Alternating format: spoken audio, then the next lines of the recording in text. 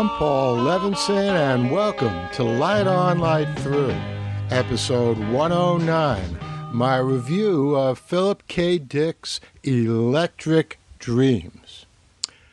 Well, I watched Philip K. Dick's Electric Dreams. It's a 10-episode anthology of separate stories, all based on the work of Philip K. Dick, on Amazon Prime back in January, about 2 months ago. And these are my reviews of all 10 episodes, which were written in the following manner.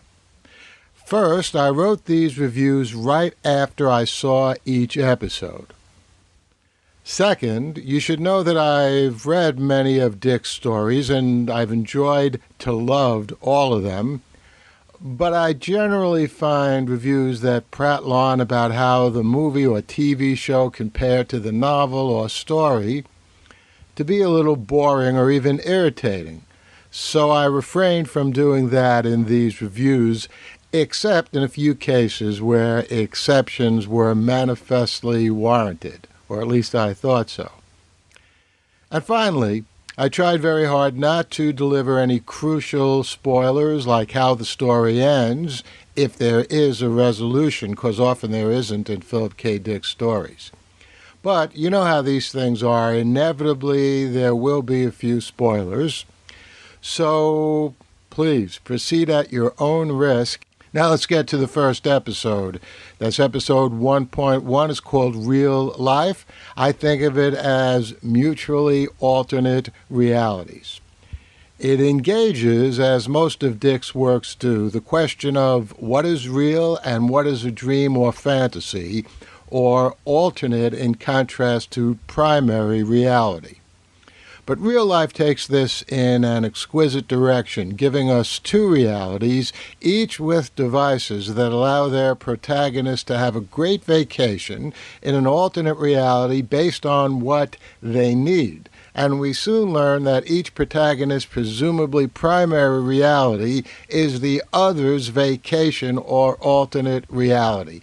And here's where Philip K. Dick does what he's so good at. He takes something that many other science fiction writers have dabbled in, alternate realities, and he gives it this twist with these mutually overlapping alternate realities. So, in effect, what we get here are mirroring alternate realities, two mirroring alternate realities. Now, this, of course, raises the question of which of these mutually dependent realities is the real one. Since neither character is very happy, we have to search a little deeper to find an answer, and as the episode progresses, each protagonist not only begins to question if her or his reality is real or the mental vacation, but each character finds the other reality spilling into his or her own. Again, another classic Dick feature where dreams and fantasies and illusions spill into reality. You can have a tough time figuring out which is which means this is a good story, and there is a conclusive answer given at the end. There's fine acting by Anna Paquin and Terrence Howard as the interdependent lead, and a good quote written for television, unquote, by none other than Battlestar Galactica's and Outlander's one and only Ronald D. Moore. Episode 1.2 is entitled Autofact. I think of it as human versus machine. In Autofact, we have Dick addressing his perennial what's real and what's fantasy, a dream, alternate, whatever conundrum, in a form likely best known these days and for better than 3 decades. Which is more human, the android or robot, or the humans who made it, her, him? Now, this, of course, is the theme of Blade Runner, the original movie, and the recent sequel, based on Dick's novel Do Androids Dream of Electric Sheep? 2 words of which, in fact, are part of the title of this 2018 streaming series.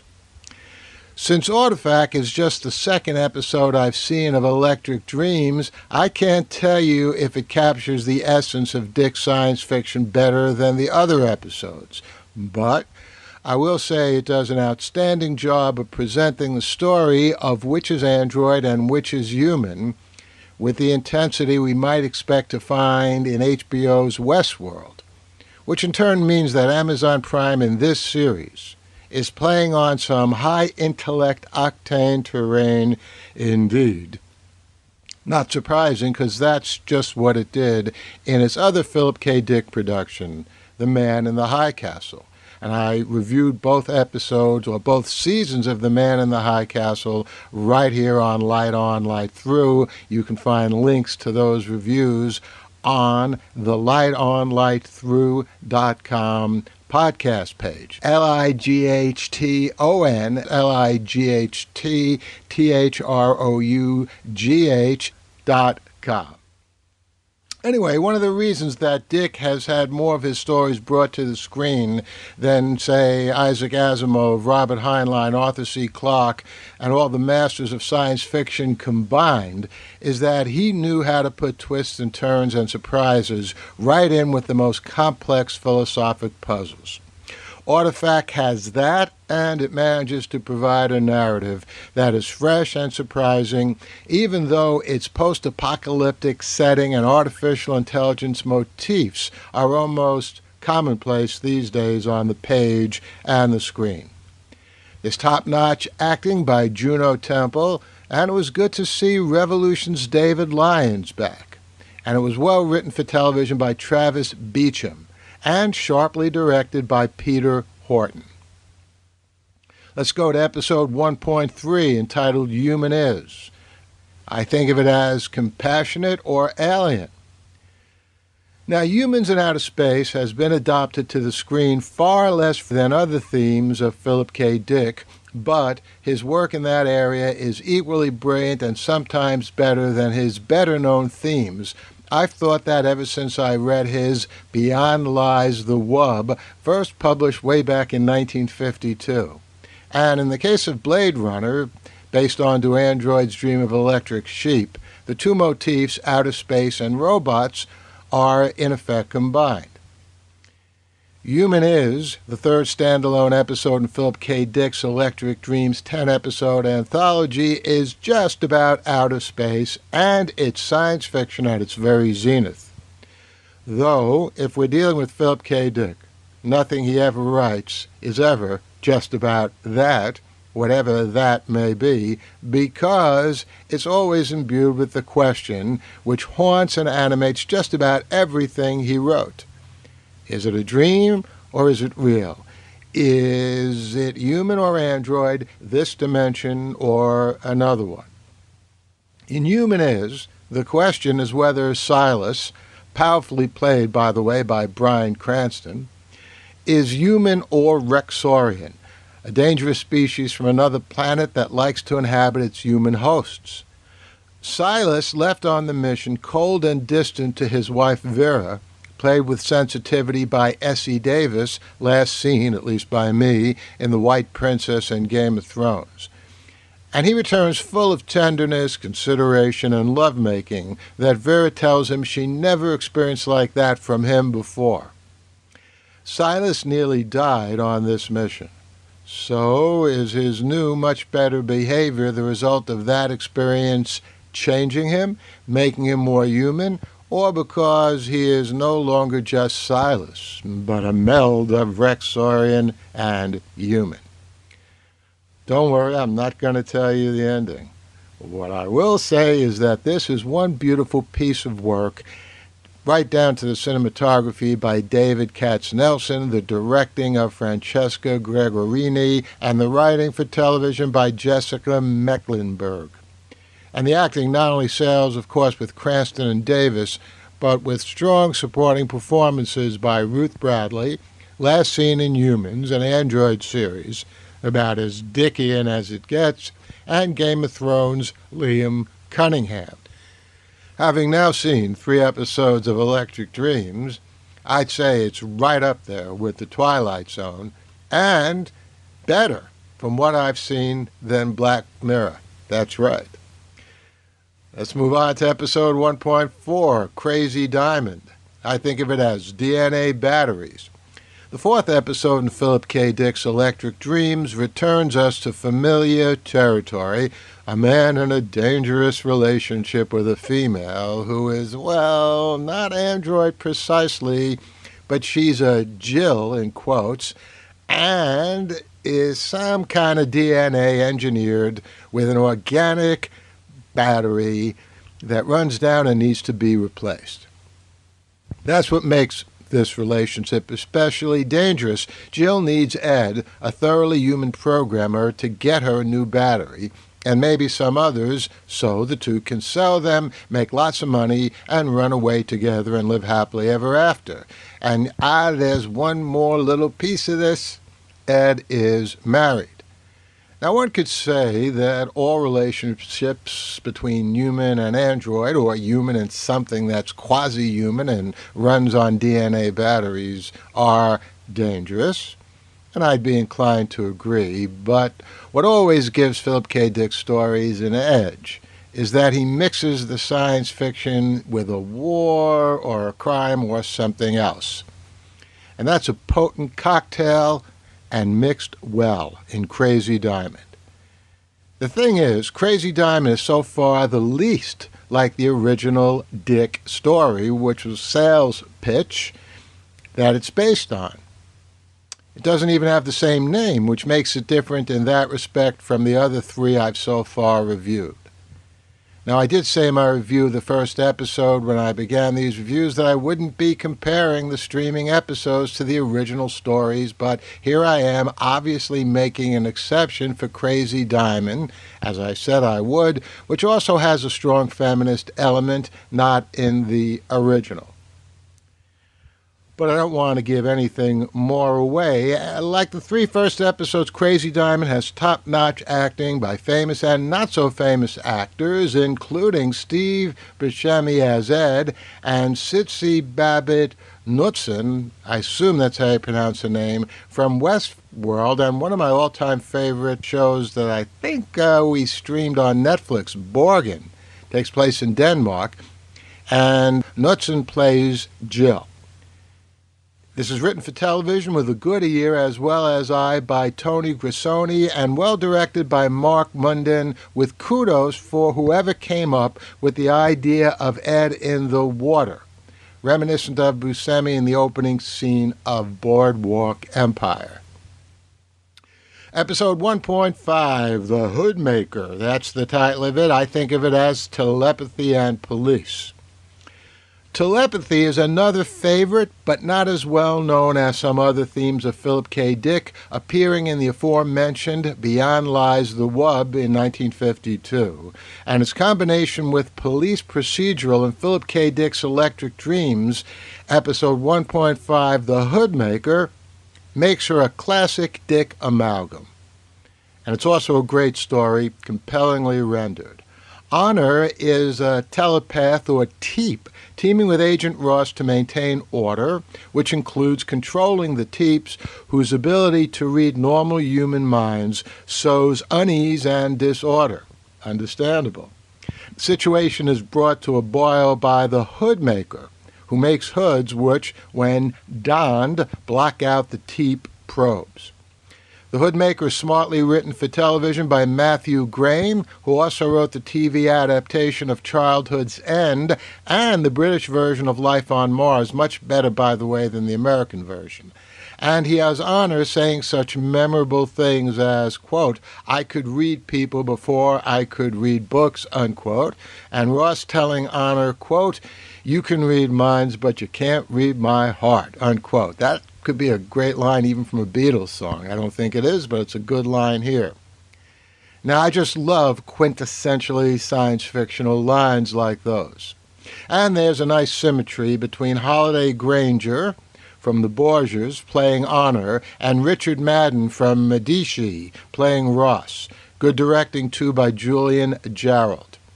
I've been a sucker for telepathy in science fiction ever since I read Alfred Bester's Demolished Man as a kid at the end of the 1950s, which, by the way, was also a good police story. And I put Sense8 as number one on my list of the top 10 2017 television series for the same reason. By the way, I literally have a blog post on that, my top 10 television series of 2017. And again, you'll find it on the web page for this episode at lightonlightthrough.com. I put Hoodmaker in that same exalted category. A strong mix of telepathy and police. Episode 1.6, Safe and Sound. And I think of a good title of this episode as It Isn't a Drill.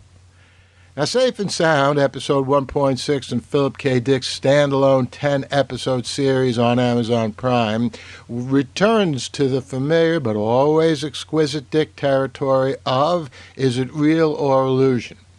In this case, the real being an ear gel through which Foster Lee hears the voice of a digital assistant, and the illusion being the possibility that the voice is literally in her head, given some credence since her father was a psycho who heard voices.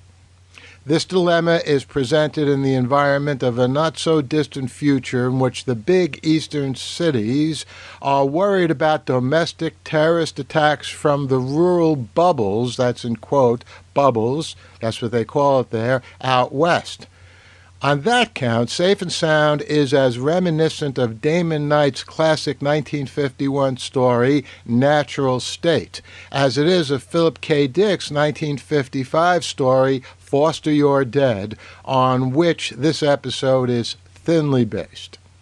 But there's nothing thin about Safe and Sound, written for television by Kaylin Egan and Travis Sentel, who give us an hour rich in symbolism and relevance to our own time, including the words, quote, "This isn't a drill," unquote, just heard yesterday, that is, the day before I saw this episode back in January 2018, in our reality, when someone who should have known better released an announcement of an incoming ballistic missile attack in Era that actually happened in Hawaii. In our reality in January 2018. By the way, it shows how we are increasingly living in a Philip K. Dickian world. Now, paranoia is also mainspring of Dick's fiction, and his biographers and people who knew him attest, sadly, also his life. And Annalise Basso does a fine job of portraying Foster in the throes of struggling with whether what she is hearing is real or worse. Though in this case, paranoia could be the better of two choices, since what she hears from her digital helper are escalating warnings about terrorists about to attack, and what she needs to do to stop that. This is a well-directed episode by Game of Thrones' Alan Taylor, and it was good to see Maura Tierney as Foster's mother. She had almost the exact personality that she has as Helen in The Affair. Hey, I'll take that until The Affair comes back on the air, and Safe and Sound is eminently worth seeing on its own right.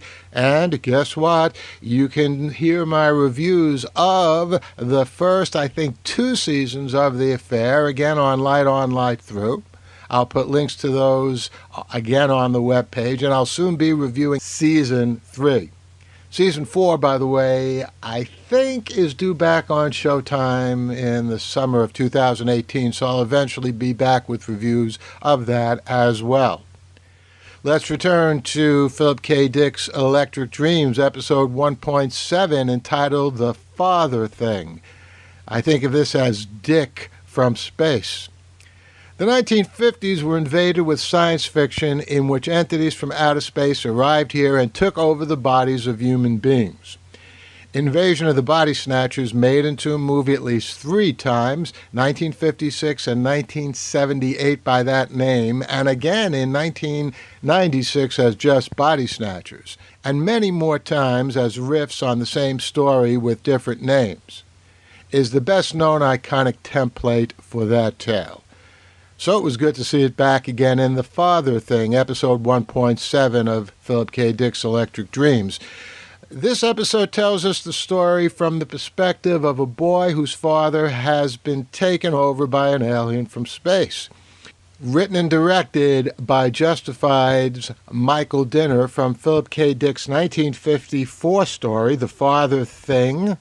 That's The Father Thing with a hyphen between father and thing, but the title of this episode is The Father Thing without the hyphen, but it nonetheless has an appealing 1950s flavor with a Twilight Zone ambience and a Stranger Things wrap-up, as the boy and then his friends in effect become freedom fighters, which brings the story into the present in terms of what we're seeing these days on television. Indeed, that and the hashtag resist and video chatting, plus the use of the word dick with a small d in several pivotal places, such as when the father refers to the invaders as, quote, dicks from space, unquote, are about the only concessions The Father Thing makes to 2018. It's not surprising that Dick, with a capital D, the writer, partook of this theme, since the question of whether the man is my father or an alien who has commandeered his body is yet another version of is it real or my imagination? Yes, my imagination, this or that dimension, which all but consumed Philip K. Dick, but gave us so many great stories. But Dick and now Dinner do an especially good job at telling the story, fusing the angst of the son with the beginning of a coming-of-age story for him. Good work by Greg Kinnear as the Father Thing, Marielle Enos as the mother, you know who she is, she was in The Killing, all kinds of great shows on television, and Jack Gore, Billions, as the son. And I gotta say, Philip K. Dick's Electric Dreams, as of this episode, continues to have excellent performances by big-name and lesser-name actors as well. One of the things which makes this series a real joy. Episode 1.8 is entitled Impossible Planet. I think of it as Eyes of the Beholder.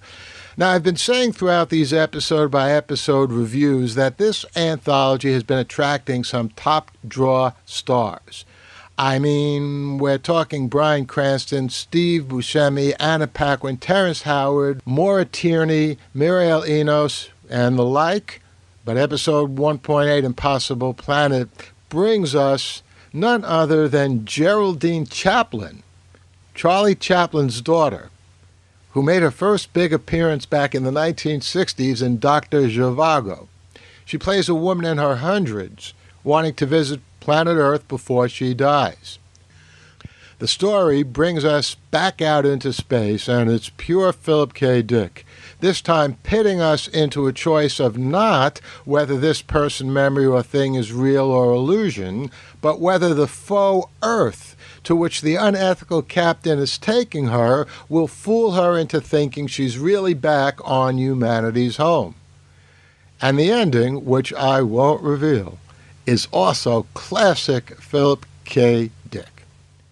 More than most of Dick's stories in the movies and TV episodes made from them, though, Impossible Planet explores beauty, or better reality, in the eyes of the beholder. There's also an explicit religious element in this story, or a recognition that you can't talk about the wonder of the cosmos without some reference to God. That part was especially music to my ears. I long ago realized that what was missing in our efforts to get out into space was a connection to our need to know more about our place in this universe, which is inevitably not only scientific, but a spiritual question. Towards that end, to get that deeper element out in the open and into the mix of reasons that we need as a species to get out into space, Michael Waltermuth and I put together an anthology of essays and short stories back in 2015, Touching the Face of the Cosmos. We had an interview by John Glenn in that anthology, one of his last interviews that I had the pleasure of doing with him in July 2015. And we're planning a conference at Fordham University with Guy Consolmagno, the Pope's astronomer, as a keynote speaker this April 9th. So if you're in New York, by all means, come on by. By the way, Guy Consolmagno also has an essay in that anthology touching the face of the cosmos. But back to Impossible Planet, the writing from the 1953 story by Philip K. Dick for television and direction by David Farr, best known for MI5, by the way, a great British series originally entitled over there Spooks, but they changed the name to MI5 for its broadcasting here in the United States. And he also directed The Night Manager, and his direction of Impossible Planet is excellent, as is the acting not only by Chaplin, but Jack Rayner and Benedict Wong, who played Kubla Khan and Marco Polo on the Netflix series. Hey, even the robot, which was a combination of Malik Ibhais and Christopher Staines, also due in part to a, quote, movement director, unquote, Ida O'Brien, was great and memorable and reminded me of the great robots in Forbidden Planet and The Day the Earth Stood Still, two great science fiction movies from the 1950s. And you know what? I'm pretty sure my high view of this excellent episode, Impossible Planet, I'm pretty sure that's more than in just my eye or the eye of this beholder. Episode 1.9, The Commuter, submitted for your approval.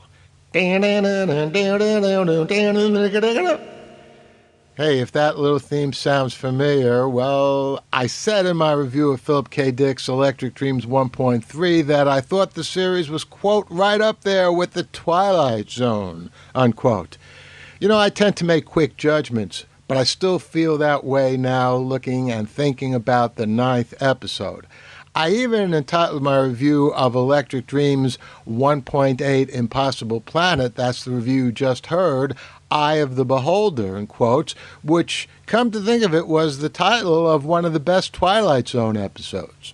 Of course, there were 150 episodes of The Twilight Zone, in contrast to only 10 so far of Electric Dreams. So when I say right up there, I mean only the episodes I've seen in Electric Dreams rank with any random fraction of a season of The Twilight Zone. If and when Electric Dreams gets to exceed 150 episodes, which you know it actually could, given that Dick wrote 44 novels and 121 short stories, not too shabby. I would say only Isaac Asimov exceeded him in that number of stories, but maybe a few other people did. But Dick is really right up there, not only as one of the all-time great science fiction writers, but also one of the most prolific. So, if we wind up getting a series that reaches 150 or so episodes, I'll get back to you then with a more definitive comparison between Philip K. Dick's Electric Dreams and The Twilight Zone.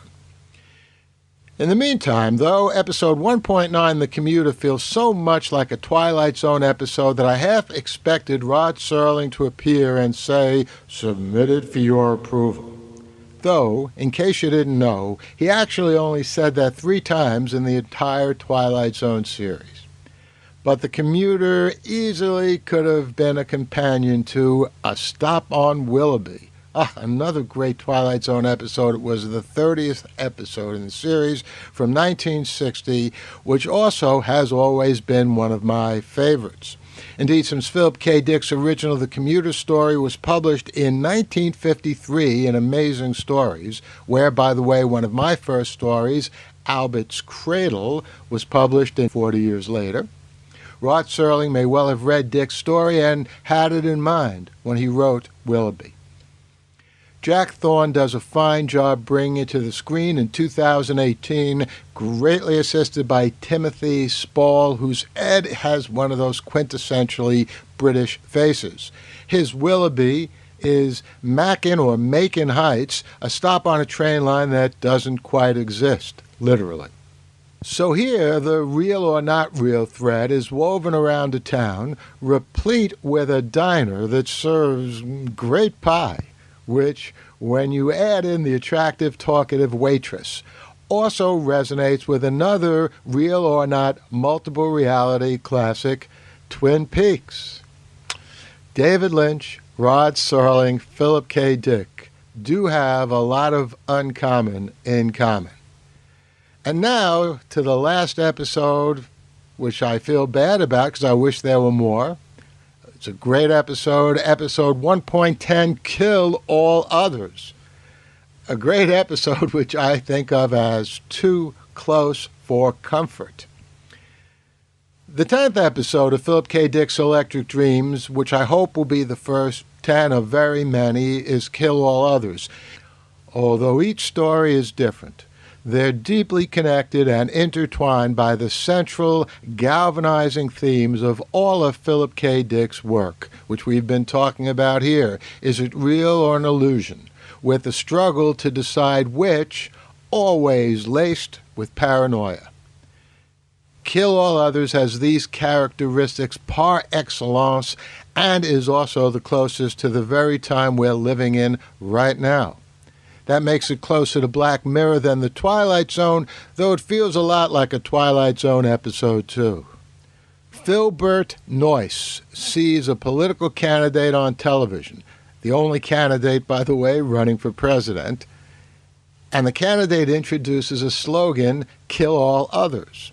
At first it seems he's the only one who saw this. Again, the real versus illusion quandary, but he soon confirms that others have seen this, and he inevitably comes to think of himself as an, quote, other, unquote. And then, of course, in classic Philip K. Dick fashion, he becomes an other himself. This is where the paranoia comes in, with the inevitable Dickian question of whether what Noyce is feeling and seeing is real or his overactive mind. A reversion, as often happens in Philip K. Dick stories, to the, quote, is it real, unquote, dilemma, which, of course, never, ever really goes away. The story for television, well written and directed by D. Rees, departs from Dick's original 1953 story, The Hanging Stranger, replacing nefarious aliens who have taken over the bodies of humans, as they did in Invasion of the Body Snatchers and also in Robert K. Heinlein's Puppet Masters. And this, of course, was also the theme of episode 1.7 of Electric Dreams. The Hanging Stranger replaces these aliens with just us humans, as both the villain politician and the others. This near-future setting gives us, quote, yes we can, and, quote, Mex we can, as government slogans. Both those, again, are in quotes. A good example of how fascism can co-opt democracy by twisting its words. And Royce saying, kill all others, is, quote, hate speech, unquote. But there's no one who looks like Trump in power, likely because this was written before he was elected, but it's still unfortunate that the villain is not Trump.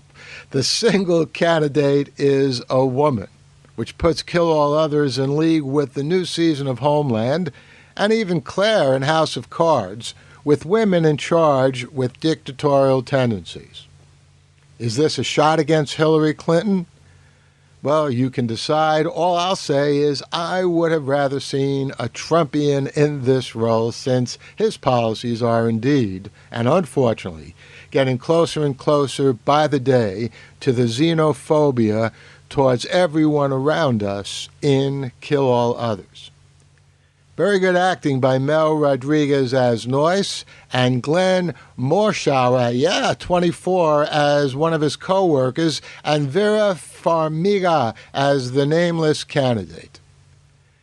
Well, that was my review of the 10th episode, and I always like to pick a favorite episode, so I'll do it here. The choice is tough in this 10-episode anthology. There were so many superb episodes. If pushed, I guess I'd go with 1.3 Human Is, which was fabulous. But you know, I loved almost everything about this series, including the great opening sequence, by the way. And I'll be back here with more whenever Electric Dreams continues. The Light on Light Through podcast. Well, I hope you enjoyed that review of Philip K. Dick's Electric Dreams. And I will be back here with more reviews of science fiction on television and in the movies, maybe a reading or two of my own science fiction, and I think it's getting time maybe for a little political commentary. Look for that soon. You heard me sneak in a little in my review of 1.10. That is episode 10 of Philip K. Dick's Electric Dreams. So until then, enjoy.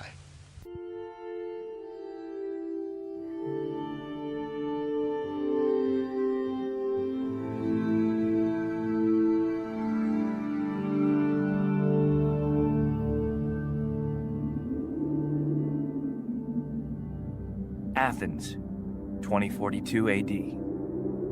She ripped the paper in half, then ripped the halves, then ripped what was left again into bits and pieces of history that could have been.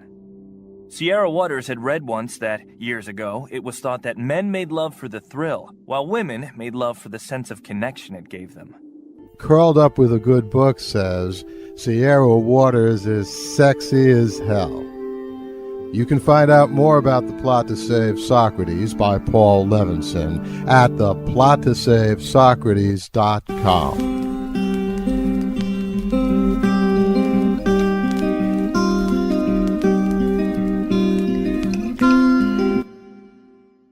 Paul Levinson spilt code about an ancient biotech war raging on in secret for centuries.